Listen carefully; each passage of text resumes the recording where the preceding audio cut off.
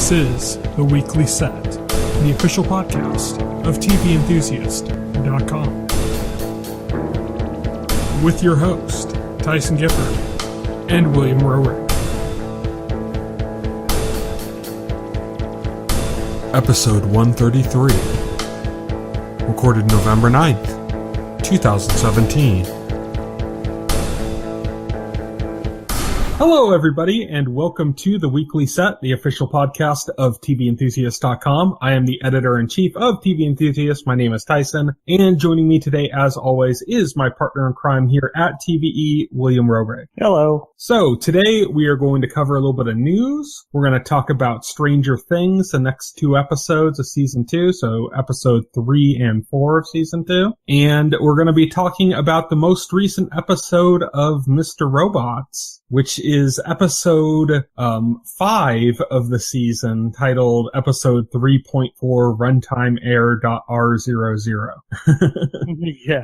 We're going to get started with some news. So first up, Amazon is apparently exploring the TV show rights for Lord of the Rings. This comes after the long ago stated Jeff Bezos wanting a Game of Thrones. So it's like, well, Jeff Bezos wants a Game of Thrones, so yeah, I'd go after Lord of the Rings, I guess. Would make sense. Right. Because it's a well-known brand, well-known quantity. Huge fantasy series, yeah. Huge fantasy series, so it makes sense.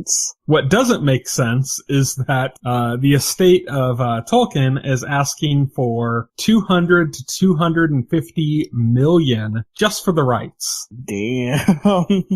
And that excludes certain characters. Oh, really? For some reason. So there's certain characters they can't use still. That doesn't make any sense. Yeah, that's a huge ask. And apparently Amazon had approached several networks to do kind of like a little bit of a bidding war on them to see who was interested. HBO was one of them. HBO walked away, I think wisely. I think $200 to $250 million for the rights is just insane. Especially when you consider the cost it would be to make the show. Yeah, the cost would be have to be extremely high, Yeah, I mean, Game of Thrones has a huge budget, but Lord of the Rings is Game of Thrones is like light fantasy, it has fantasy, but it's mostly just like medieval drama, Lord of the Rings is like fantastical creatures and walking trees everywhere, Yeah. To do that right, to do that in a way that would make it like a Game of Thrones tour, you'd need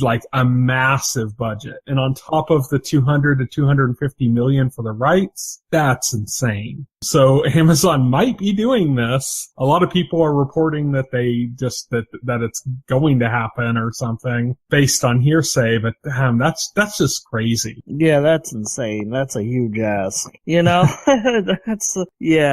mean, and Game of Thrones is already one of the most expensive TV shows of all time to produce. It would probably cost significantly less to get up the rights for a Harry Potter TV series. Yeah. And there's probably more material for that too. Amazon's crazy if they go through with this. I don't imagine that the audience, the whatever metrics that they determine, the ratings, I guess, will justify the cost. That being said, Amazon stock is now trading well over $1,000 a share. Jeff Bezos is now the richest man in the world. Mm-hmm. So it's kind of like that. It's the same thing with how Netflix is all these TV companies are saying Netflix is destroying the industry because they're just buying up everything and just starting so many shows and greenlighting everything. And the reason they're able to do that is because they have Silicon Valley money, which is way more than what you'd normally have in the entertainment industry. Right, totally. So Amazon's also a Silicon Valley company, even though they're located in Seattle. Right. They're still a tech company. Yeah. So they do have that kind of excessive budget. And the way Jeff Bezos might be looking at it is the prestige of having the show might be worth it as advertising for their streaming services. Like the show itself might not make their money back, but it will get more people aware of their services and possibly invested in watching Amazon original programming, whether they watch Lord of the Rings or not. I still don't think it's a good idea, even in that instance. Right, In which it could be the case that they would make a deal for that just because I don't know if there's much interest in a Lord of the Rings TV series. You and I both talked about it beforehand that like it's not something that we're terribly interested in, even as like big Game of Thrones fans, and you know, so that means we're kind of into fantasy there. We're not all that excited about a Lord of the Rings TV show. Right, and right. I think that's the case for a lot of people. I mean, I remember when the Hobbit movies came out, those performed way lower than expectations. Yeah, oh yeah, they did. Yeah, and it's not just because the Hobbit's like lesser than Lord of the Rings or something, it's because like everyone's already over Lord of the Rings. Yeah, I think people are over it, you know. Like we have it, it's done. We don't really need more. You know, nobody's really begging for more. It's like one of those, it's like an answer to a problem that doesn't exist. Right, exactly. Which is, you know, there's so many really good fantasy like series out there, like book series and stuff, you know. I mean, here, I'll give you a free one, Amazon. Look into the Gentleman Bastard series, The Lies of Lamora. That would be an amazing TV series.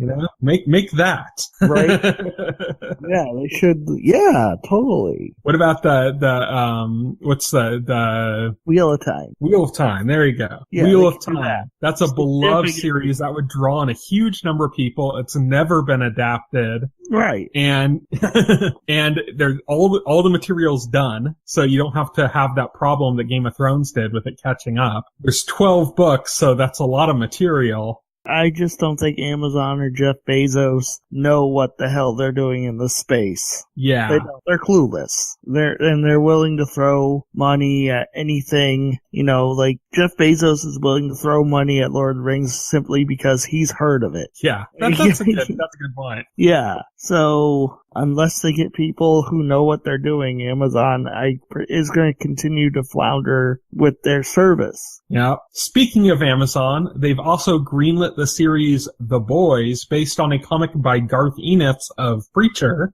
The series is going to be produced by Eric Kripke of Supernatural, as well as Seth Rogen and Evan Goldberg, who adapted Preacher for AMC.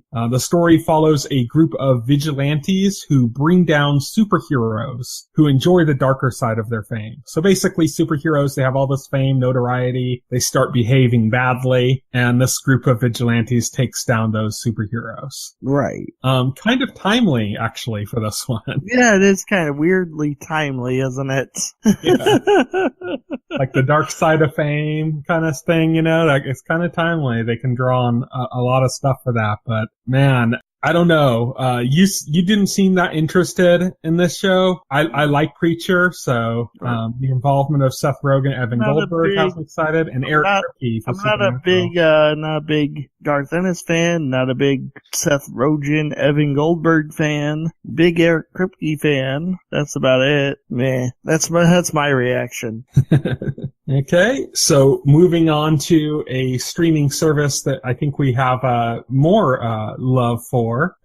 Over at Netflix, Ellen Page has joined the cast of The Umbrella Academy, also based on a graphic novel, this one by My Chemical Romance frontman Gerard Way. Yep. Page is set to play Vanya, the only member of her adopted family who does not possess supernatural powers. The series is about a family that's, as I said, they have supernatural powers. They're an adoptive family. Everyone's adopted into it. And they're trying to investigate the murder of their patriarch of their family. So this has had some attention for a while. We knew it was coming to Netflix, but we hadn't heard anything in a long time about it. Ellen Page is a pretty big get. Yeah, Ellen Page is a pretty big get. Yeah, you're right about that. So what do you know about this comic? Are you interested? I've read it, back when it came out. I read like the first couple issues. I'm certainly interested. It was a pretty cool, unique comic book when it came out. So yeah, I'm interested in checking this out. I like Ellen Page.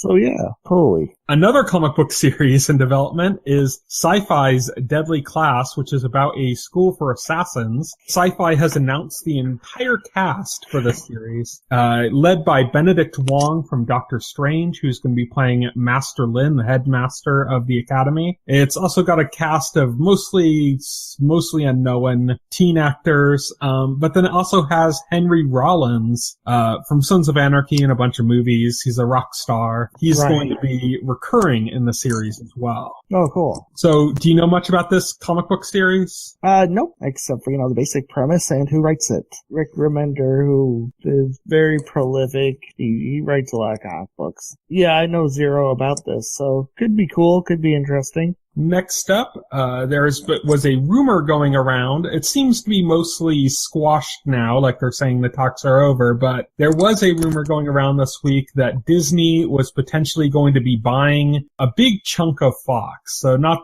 the entire thing, but basically the channels. More accurately, the rumor was Fox was willing to sell their company to Disney, and they were in talks with Disney about that. We don't know. Yeah. We don't know how much interest there was on Disney's side.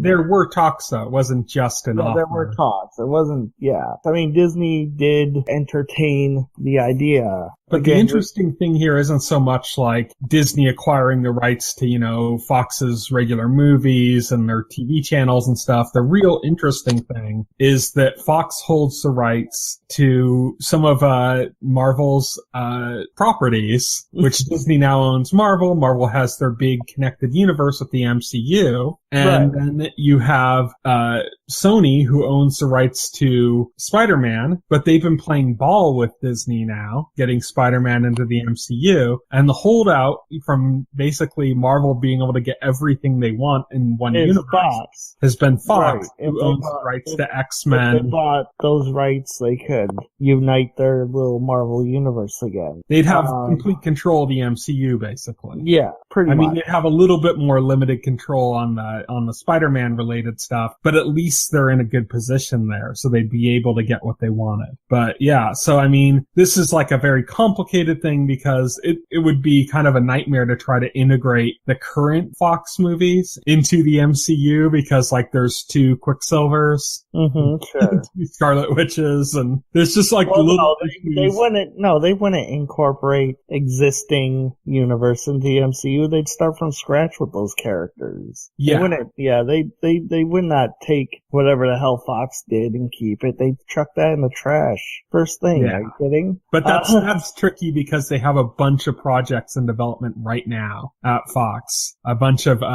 X-Men related properties. Right. They have, there's Deadpool 2, which could probably just fit in because it's loosely connected enough that they can do that. You would assume that Disney would cancel those. I think Disney would cancel those. Possibly. Right away. Possibly. Well, that's probably also why these talks didn't work out, too, because Fox has a bunch of films in development that Disney probably wants nothing to do with. And, Disney, I mean, there's our considerations. I'm sure, Disney probably wasn't even thinking about Marvel at all during these talks because, that's such a small consideration for them, really, is, getting the rights to X-Men and Fantastic Four. It's that you got to Disney. That's such small potatoes. Who cares? Disney would be mostly interested in Fox's film and entertainment catalog as a whole. Whatever IP rights that Fox has. Which would make a huge difference with what Disney's doing with their streaming service as well. Yeah. Oh, yeah. I think the talks failed because Disney probably just decided, nah, this isn't worth it. Disney's like, we don't need this shit. We don't need this shit. Speaking of Disney, they did announce more about their streaming service. They announced that it was going to be substantially less expensive than Netflix, which is already a fairly cheap service considering what they offer. This would put it kind of more in line with the cost of CBS All Access, likely, based on the description, but with significantly more and higher marquee content. They are talking about doing a live action Star Wars TV series, a new Monsters Inc. series, a new original Marvel series, which isn't really a surprise because I think Marvel has a series on every streaming service now. And a new High School Musical series, which we don't really care about at all, I don't think. Right. Well, I don't. Maybe you do. I don't. But yeah, so I mean, that's a much better move than CBS All Access going, we're going to create a new Star Trek, get a whole service for it. This kind of actually makes a little bit more sense. They're talking about long-term plans about getting a lot more on there. Plus their archival content's going to be much more significant. Yeah, definitely. This would be a reasonable streaming service. I've mentioned before, I think that the right route, instead of like NBC making CISO a comedy streaming service that's like all original content, like instead of a move like that, the smarter move would be for the parent companies, like NBC's owned by Universal, now Comcast, who they own all this other material in addition to just NBC, and kind of bringing that all together into a single service. Then you have like a plethora of content to push out through a service, and you have less services but more substantial services. Disney is a good example of one that can really do that, and this seems to be showing that they're thinking along those lines by the fact that they announced Disney content like Pixar, Disney Channel, Marvel, and then a Star Wars series, which is their start. It's like hitting every prong of their business. Right, totally. So it's a much smarter, like, I think that that's something like I'd probably end up subscribing to.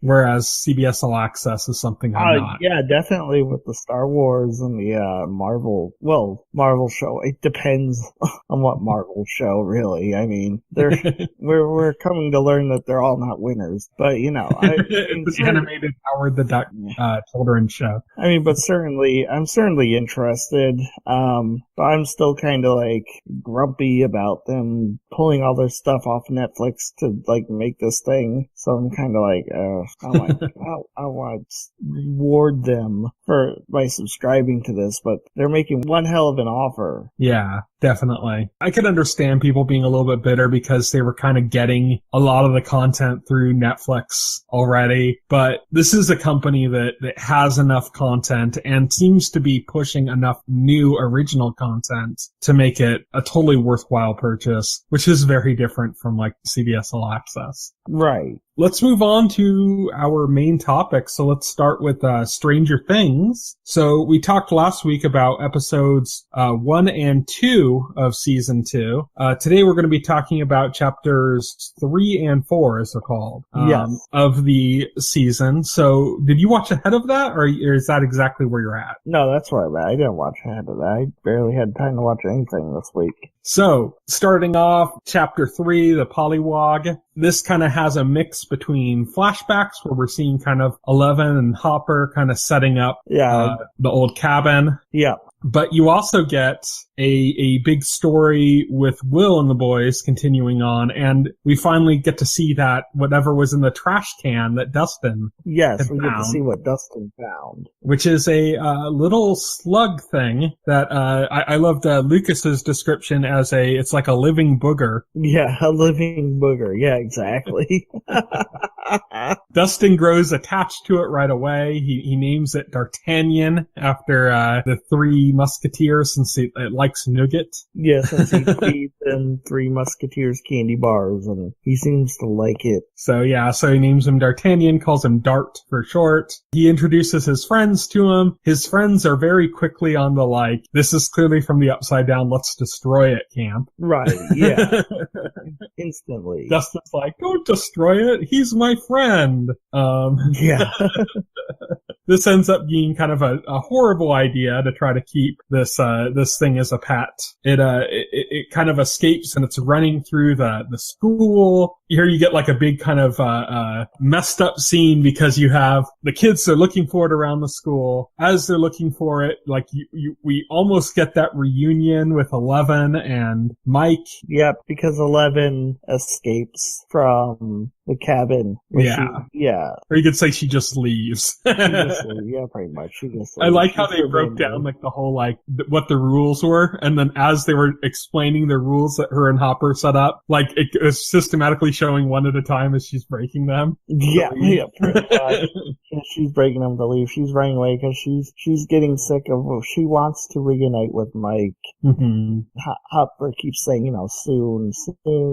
Levin's getting sick of that, and Hopper's kind of screwing up too. Like, he had promised he was going to be home early on Halloween, and he wasn't. And so there's this growing rift between them. And at that point, Eleven's like, fuck this shit, I'm out. She takes off. She wants to meet up with Mike, so she goes to the school. This is while all the stuff we were talking about was going on with Dart running around the school, and so the kids are trying to find her. As they're doing that, the new girl in town, Max, and Mike are talking, and they're chatting a little bit playfully at a point because Max is trying to make an effort to break through to Mike because Mike's been so against her. But in the process of that, 11 walks up, sees it, kind of mistakes it as flirting, and is not happy. She She throws Max from her skateboard. Oh, yeah. She gets jealous. We see 11 get jealous. It's cute. And she takes off. So possible reunion avoided.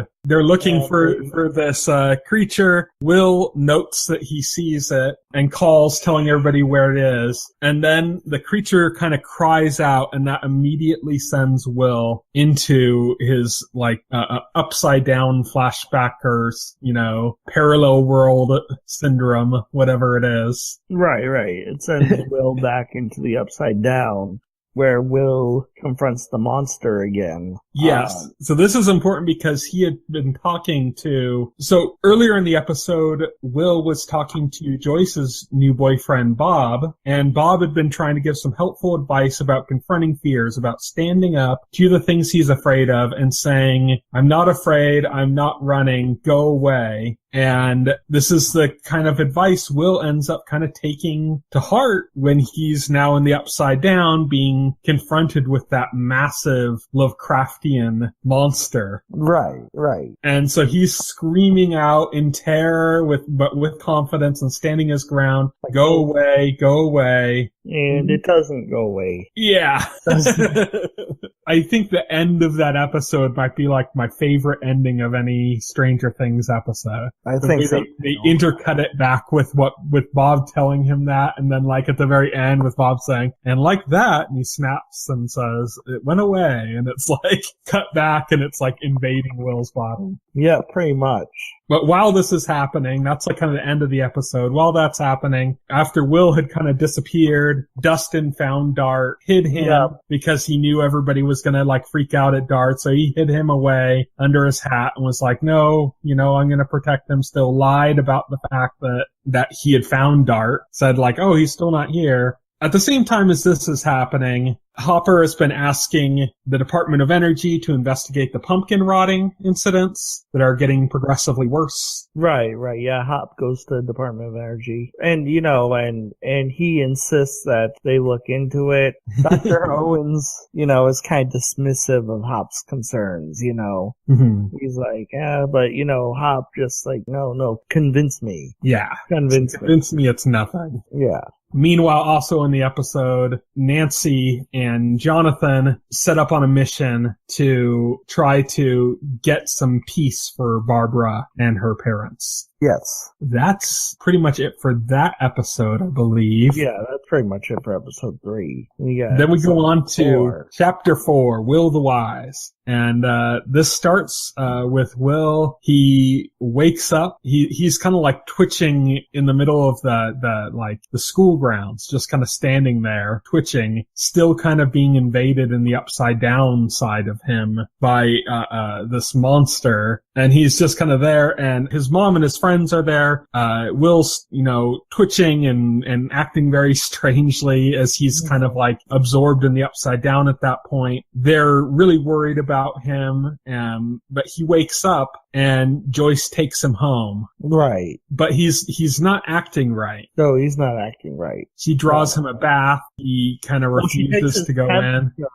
She takes his temperature first, and she notices that his body temperature is really low, extremely low. And so she draws him a bath to warm him up, and he can't even get in it. Yeah. And then, he confides to Joyce and them that this thing is inside of him, and it likes the cold, doesn't like heat.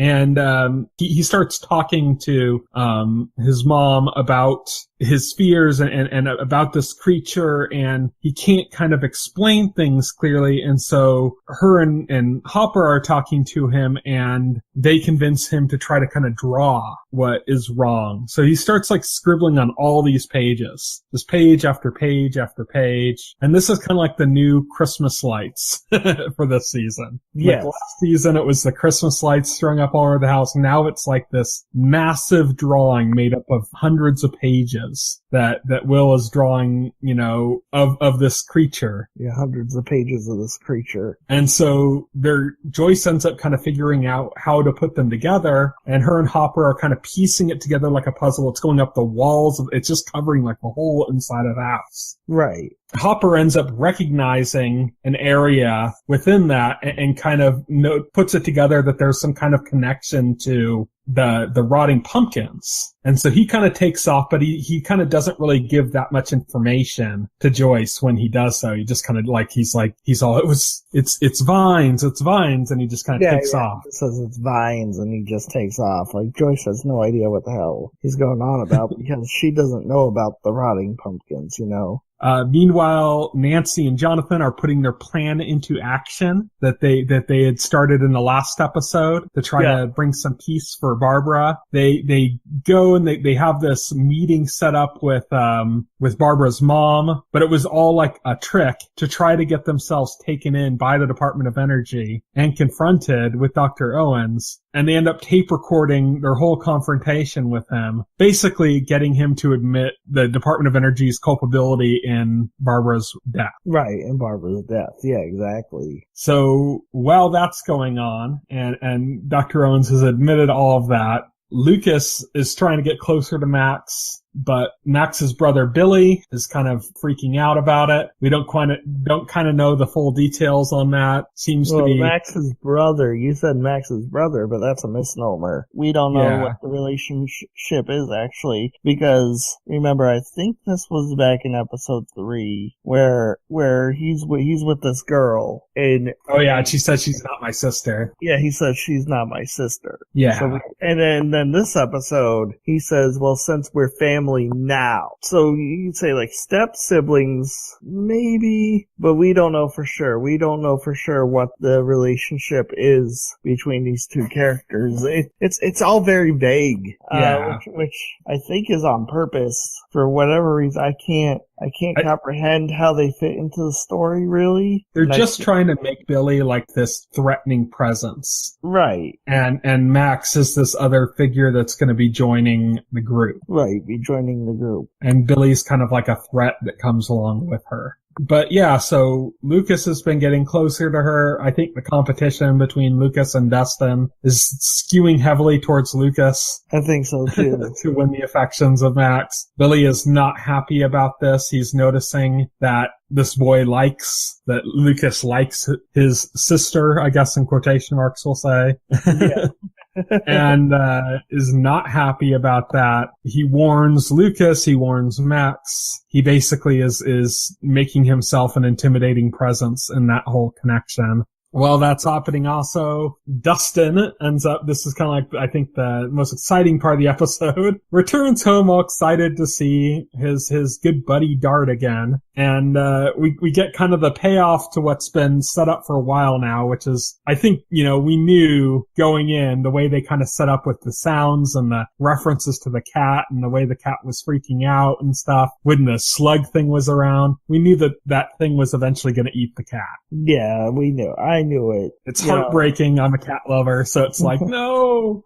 But yeah, Dustin returns home, sees he lifts up the sheet he has over the aquarium thing he's put Dart in, and it's shattered. The glass on it shattered. It's out of there. There's like a skin left behind. It's like shed its skin. Dart has grown bigger. Yeah, and it's eating his cats. Yes. And in fact, Dart is the same creature from season 1. Just a young version of it, of a Demogorgon. Of a Demogorgon, yeah. It's got that same like flower petal head that opens up like with all the teeth in it. Dustin sees this, kind of just about craps himself. Pretty much. Realizes like, oh crap, this is a Demogorgon. Like all the kind of, realizes like how fucked up everything he did is at that point. That he's really screwed the pooch now. Screwed the pooch.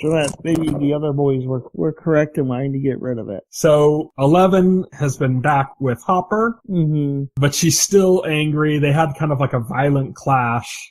She was kind of throwing stuff around. Yeah, they have a violent argument. Which got a little bit on the scary side. Hopper was yelling like very angrily at her. She was throwing stuff around with her mind. Yeah, it was pretty intense. But after all of that, Hopper basically demands she cleans up and leaves. After a while, sulking 11 decides to start cleaning up, but in doing so, she ends up finding some research that Hopper had done into her biological mother. Right. And so she tries to contact her mother with her mind and makes contacts. Yep, she makes contact. And it's pretty bittersweet because, she goes to reach for her, to touch her, and since she's not actually physically there, her mother vanishes, and 11 just kind of breaks down, It's a very sad moment. Yep. And then we return to Hopper to end the episode out. We'd last seen him screaming about vines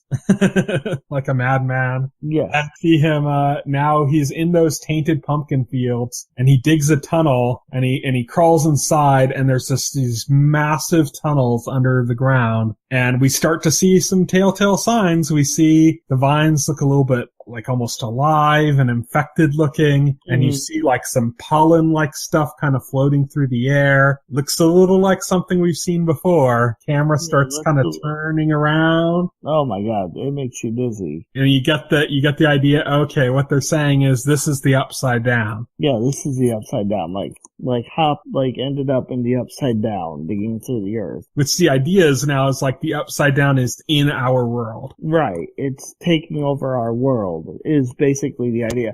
So the whole idea is the upside down is now invading our world more aggressively than just stuff coming out of portals. Mm-hmm. And that's the cause of these pumpkins rotting. And yeah, it's the big scary reveal of oh shit, everything's gone bad and is tainted now. Yeah, things are much worse than you thought. And that's how the episode ends. So 4 episodes in, you're almost halfway through the season. What are your thoughts? Much.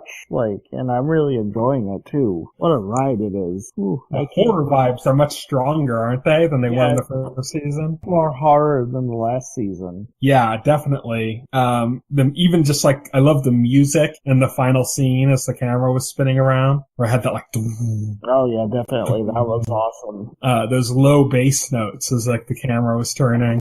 Yeah, that loved was really cool. Loved it. Very horror vibe, very Aliens. Definitely. Can't wait to watch the next one, to be perfectly honest. Can't wait. So next week we're going to be talking about chapter 5 and 6 of Stranger Things. But before that, let's end off by talking about the most recent episode of Mr. Robot. Ooh, and I'd say probably the best episode of the season. What's impressive is they did this episode in a single shot. Yeah, or it looks like a single shot. That's a kind of technique, and so the cuts are all hidden. The cuts are all hidden, but it looks like a single shot. It's really impressive looking, though. Yeah, really impressive. But USC even aired the first episode. This is kind of the episode where shit goes down, pretty much. All the shit that they were talking about. This goes down. It's D-Day. It's the vote is up for the UN vote is in action right now. If China's going to be able to it's the Congo. Yeah, with the Congo. And if you remember, they said he wanted the phase 2 to happen on the same day as the UN vote. Yeah.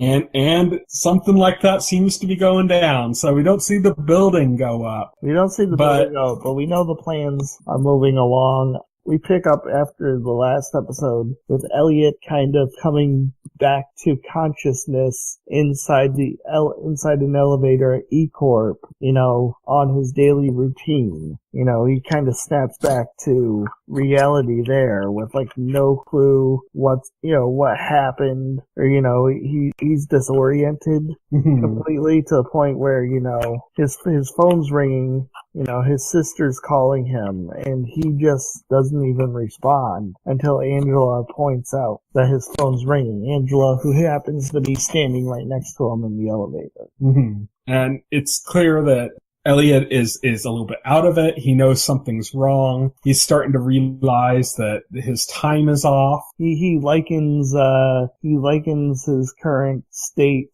to to a piece of code that has crashed. Yeah, a runtime error is the episode. Runtime error yeah, that's right. I was trying to think of that. He likens it to a runtime error. Because Elliot is like, well, everything seems normal, but nothing feels normal. He can't quite put his finger on it. He's like, he's going through everything going, okay, I'm at work. This is my routine. It's a normal day, but something feels off, and he doesn't know what the hell is off. He's not sure exactly what he had scheduled for the day. Like, he sees somebody go by and he's like, oh yeah, I'm supposed to have a meeting with him. And then he remembers, no, that already happened. Last week. Yeah. He's trying to remember what the hell happened over the weekend, and he can't remember what he did over the weekend, He's like, so he logs into his computer terminal, but he can't get in. His password's not working. Yep, his password's not working. One funny thing is, like, the guy who sits next to him, he always has some sexist, perverted thing to say. He's always bragging about getting action all the time, and yeah, Elliot, he has those internal monologues where he talks to the viewer. Except this time, he does it again, where he says it out loud. Yeah. Which is so funny because that's like a Married with Children joke from a sitcom. There was literally a joke in Married with Children where Kelly kept accidentally saying her thoughts out loud. Or like not saying anything when she was supposed to be talking out loud. Yeah. He says that he monologues out loud, and then he says, "Oh shoot, that was meant for you."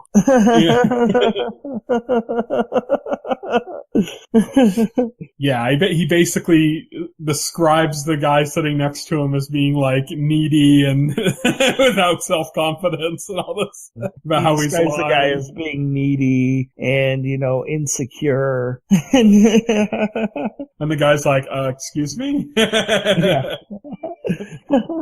The guy ends up having like a little mini existential crisis at that moment, and is confiding his weaknesses to Elliot as Elliot's trying to use the guy's computer to figure out how to get into his account. Right. Well, Elliot's trying to use his computer to figure out what's going on. Not so much to get into his own. He can't get into his account, so he's trying to though, and he's talking to somebody at public relations or something about his account, like his password not working. Right. Well, he starts, by the time he gets on his colleagues, he knows something's up. And yeah. So basically he's just trying to check on his patch, his hack, to see if anything's been done. He finds out that the Dark Army attempted to break in earlier that morning, and his patch worked to prevent it, but he knew that it wouldn't stop them for long, that they were doing something. His little cubicle mate, who's letting him use the system, points out that somebody's on the floor with a bunch of security. He's like, someone's getting fired. Yeah, someone's getting fired. Elliot's like, yeah, that's me. Yeah, pretty much. He quickly realizes that's him, and Elliot goes on the run. And he's trying to find a computer he can get into. This part felt very like Matrixy, like that scene in the first Matrix movie where the agents are like looking for him. Yes. And he's like on the phone with Morpheus. Yes. before he even knows what the Matrix is and everything. So yeah, it kind of reminded me of that. But there's like a lot of like humor in it too. Like he goes to a floor and room, and even before that, he picked out that one woman, and he's like, oh, she's an easy mark. And he said like, oh yeah, your computer system, something's wrong. And she's like, starts dropping a bunch of knowledge on him, and he's like, I think I got this wrong. Yeah, she knew more than he thought she would know. He's like, oh, this isn't gonna work. But then she like actually points somebody else out in the office as like the screw up that messes up with technology, and says it's probably this guy you're looking for. And so it kind of gives him another option. It gives him another option on there. They also threw in a little like a little Bernie Vash. Did you notice that? Yeah. Because they made this guy that he ends up taking over the computer for like this complete like numbskull, like a complete moron. And then put this like massive like Bernie sticker on his computer. Oh man. So it's a little bit of political shade there. But so he's using the computer there. He also ends up going into a conference room when after he'd been using the computer there for a while, he notices, the security are kind of like on that floor as well. So he gets into a private meeting and just kind of tries to sit in on the meeting. Yes. And the guy is like, who are you? You're not supposed to be here. And so in his email, Elliot tries to work his way around it. He's just trying to sit there long enough till security leaves the floor, And so basically that's what he's doing. So he's just sitting there kind of stalling as much as he can. It doesn't look like he's successful at that, because by the end of his conversation, he comes to a point where he's supposed to be leaving, and security are still there. So he has to kind of awkwardly just continue to sit there, even though he's already admitted he shouldn't be there. This is where he shows off some brilliance, though, because on the spot, he does a bit of social engineering in which he stands up and writes off him still sitting there as sometimes I get really discombobulated, and you need to kind of take a moment and breathe. Yes. And he's slowly talking the guy through what he does to like the idea of getting past his anxiety to kind of get back on track long enough for the people to leave so he can take off. Take off. So this is Elliot doing all this. He eventually ends up getting caught. Yeah, he gets in an elevator and he accidentally sends himself to the lobby. And at that point, he knows, okay, and they'd already spotted him too, getting into the elevator. So he's okay, well, the guards are going to be there. There's nothing I can do. So he has to leave the building at that point.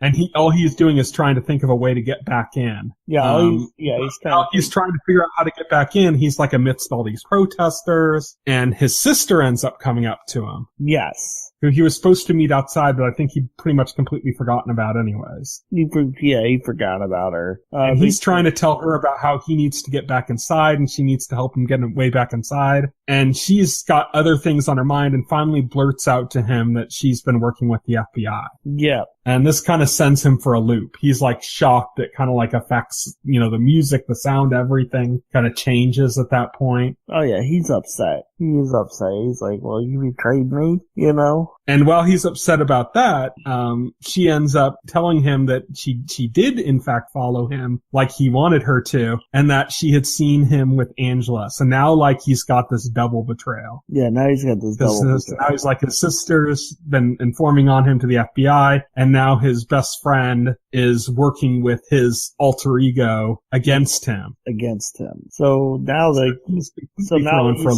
Completely thrown. He's in a situation now where there's literally nobody he could trust or turn to. He realizes that he can't stop what they're going to do. He can't stop the Dark Army from blowing up this building. And he realizes what he has to do now is get people out of the building. He calls the building and he reports, a bomb. He reports a bomb, to get them to evacuate. And hoping that that's good enough. But they don't seem to be really responding because it's all chaos around him with the protesters outside the building. Huge protests outside the building, making a lot of noise and chaos. And it ends up breaking into, while this is happening, the camera kind of moves away from Elliot, follows, it shows some news reporters reporting on this protest, and then you see that this protest kind of breaks into a full-on riot. It breaks into a full-on riot. Protesters break into the E-Court building. They start spray painting the walls.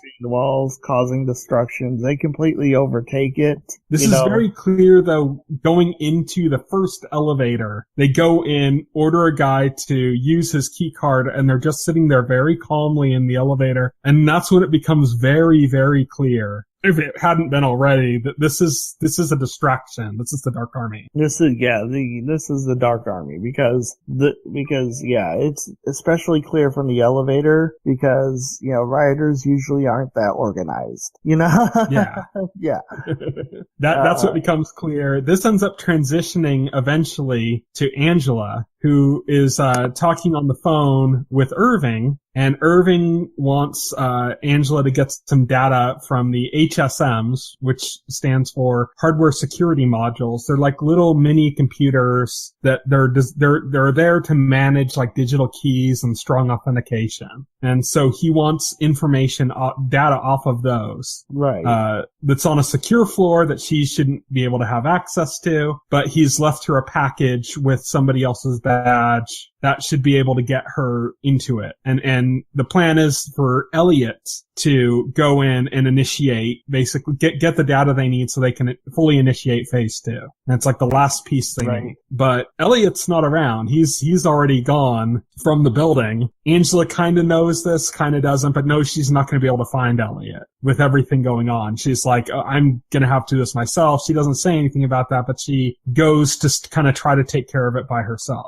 But with all the rioters around, it's not all Dark Army. There's also just some people that got caught up in the riot as well. Right. And this makes it kind of more complicated for her. She ends up getting to a floor, and there's a lady there, and it's on the secure floor, and they barely escape kind of the rioters. And it takes that moment of calm when, they're kind of away from the rioters for the woman on the floor to realize that Angela doesn't have a badge that should access that floor. She shouldn't be there. Right. Totally. Thankfully, I guess for Angela, one of the rioters ends up kind of getting in. The other woman there maces him. There's a bunch of like setups here. She maces him and she runs off. So she runs off and that gets Angela out of that situation. The rioter that attacked is like out of commission because he was maced. He also takes off his mask because he was maced in the eyes, which sets up something later. Right. But in the meantime, Angela is able to go into the computer room with the HSM and get the data she needs off of it. She ends up, she had to get a thumb drive from some random person's bag that was on that floor because she just didn't have one. She had dropped it. But she gets a thumb drive. She gets the information she needs on it. And she realizes now she has to leave this room. Luckily for her, the rioter who eventually had left that room left his mask behind that was all coated in mace.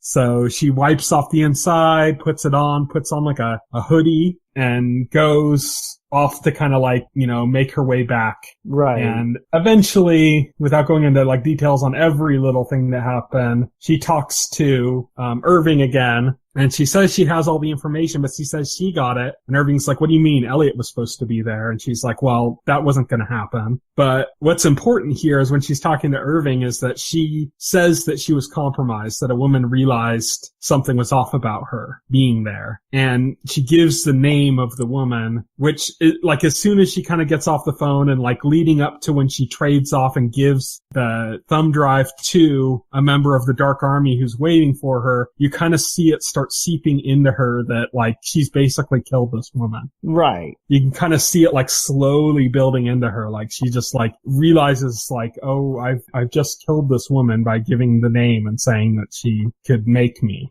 So Angela is traveling back with that kind of emotion in her mind and runs right into Elliot. And that's the end of the episode.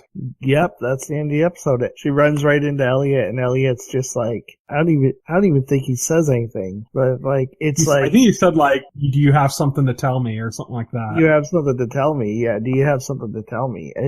And I'm just like at the edge of my seat at that point. I'm just like, oh shit, because Elliot knows, and it's just like. So Angela's at a weak point at that point because she's basically just sentenced when that happens. That was such an awesome episode, though, of Mr. Robot. As we mentioned, it was all shot to look like one take, which is a tool in filmmaking to create tension. Because when everything's moving along in real time, it's just much more tense. There's all those little moments of like nothing happening that suddenly become tense as you're waiting for something to happen, you know, and it just adds to that. It's interesting because over the past couple of years, there's been like a big movement for like, you know, kind of directors of TV shows to like one up each other with like long tracking shots. Like, True Detective in the first season, they did like a really long, like 10-minute tracking shot, you know? Oh, yeah. And so these other like shows have been doing that recently, has been like competing on this. Well, looks like Sam Esmail, who's been directing every episode this season and is the creator of the show, has kind of one-upped all of them because he did an entire episode. Yep, he did an entire episode. Like, that's pretty badass. I love that. It's just the orchestration of it, like, cause there are cuts, but they're hidden. But if you imagine that there aren't cuts, you just have to imagine like, okay, it's following Elliot, then it moves to the reporters, then it follows through, it goes through the building, it follows Angela, going through various places there, follows her back down, and then meeting back up to Elliot again. So there's this whole like ballet, basically, performance going around where they have to meet up. And you have to imagine like, if there wasn't a way for them to do it in multiple cuts, imagine like somebody screws up in the scene where they're doing the spray painting on the walls and now they have to reset all of that. Yeah. So it's a really tricky thing, but you know, you have the cuts and you do it, and the result of it when you do it right is it just makes it super, super tense. Right, exactly. I'd say, as I said before, best episode of the season for me. Yep, best episode of the season for me too. I have to agree with you there. It was full of tension, you know, like this is kind of like what the payoff of what we've been building up to for, you know, since the end of last season, you know, this is like, okay, before they were talking about shit going down. Now shit's gone down. And now shit's gone down. All that talk. Yeah. So that's Mr. Robot. We're going to be talking about next week's episode next week, along with the next 2 episodes of Stranger Things on our discussion. Until next week, here's what's coming up in the week ahead. So by the time this podcast is available on Friday, November 10th, Lady Dynamite will be back on Netflix, and Blazing Transfer Students, which is a live-action Japanese series based on a manga, is going to be coming to Netflix as well. So Netflix is getting into the J-drama genre. That's cool. Then on Sunday, November 12th, 2017. Netflix already doing like, you know, anime, so why not? Yeah. But then on Sunday, November 12th, 2017, CBS All Access gets its 3rd original series over the course of like a year. No Activity. Yeah. No Activity with Will Ferrell, Adam McKay, a bunch of other, you know, really famous people. Yeah, a bunch of good comedy actors. But that's coming to CBS All Access. So if you have a subscription for Star Trek and you got something else to watch. Then on Monday, November 13th, 2017, Ill Behavior comes to Showtime. Then on Tuesday, November 14th, 2017, Future Man comes to Hulu. I'm really excited about this one. We talked about the trailer before. This one looks hilarious. Right. Oh yeah, Future Man's gonna be hilarious. I really love that. Like a comedy version of The Last Starfighter. Yeah. I just love the jokes in it. Like, you know, when they were in the trailer, it's like, you can't kill a baby. And it's like, what? Are they impervious? Are they bulletproof? Yeah. But yeah, so that looks funny. Then on Thursday, November 16th, 2017, Back comes to Sundance Now, and There's Johnny comes to Hulu. Now, There's Johnny is about Johnny Carson, and it's a show starring and I believe produced by Paul Reiser, who we just talked about in Stranger Things Season 2. So Paul Reiser is like on every streaming service now. He was on a show on Amazon, he's got one on Netflix, and he's got this one on Hulu. Yeah. Wow, Paul Reiser sure is getting around. But everything's leading up to next Friday, because next Friday is a show that we've been waiting for on Netflix for a while now. And that's right, the final season of Longmire. Oh, yeah. No. Well, Longmire is coming to Netflix that day, but that's not the show that we're waiting for. The show we've been waiting for is Marvel's The Punisher. So that's going to be on Friday, November 17th, 2017. We'll probably talk about that in a couple weeks. We might wait until we're done with Stranger Things before we dive into that. Nice, yeah. We'll see how that's going along at that point. But yeah, so that's going to be Friday, November 17th. That's it for what's coming up in the week ahead. Thank you, everybody, for listening to the podcast. You can reach me on Twitter. I'm at Tyson Gifford. You can reach Will. He is at Voxel Hero. You can check out our Facebook page and our YouTube channel, as well as our site, TVEnthusiast.com. You can subscribe to the podcast through any major podcast client like iTunes or Pocket Cast. And the entire backlog of our podcast is available on our YouTube channel. So thank you, everybody, for listening. Good night. Good night. If you would like to voice your opinion, send an email to theweeklyset@TVEnthusiast.com. TV Enthusiast is a part of the Enthusiast Media Network. Stay tuned to TV Enthusiast and the Weekly Set podcast for more coverage of all